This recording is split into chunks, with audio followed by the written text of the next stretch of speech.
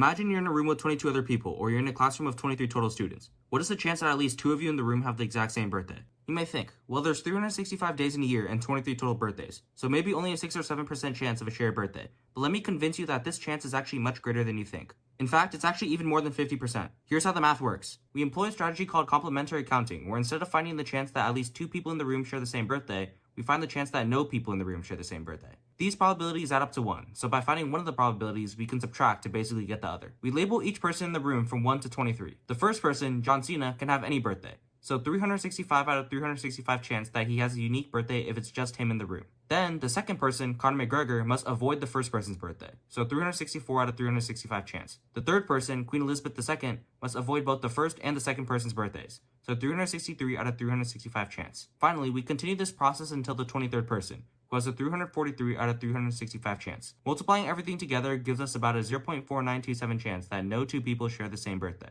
So 1 minus 0.4927 gives us 0.5073, or a 50.7% chance that at least 2 people out of 23 share the same birthday. You may be surprised by this, but if you think about it, the number of unique pairs among the 23 people is 23 choose 2 equals 253 pairs. So it becomes much more likely to find a match with 253 chances. In fact, using the same calculations but with 75 people, it becomes almost guaranteed that 2 people in the room share the same birthday. Congrats, you've just solved the birthday paradox.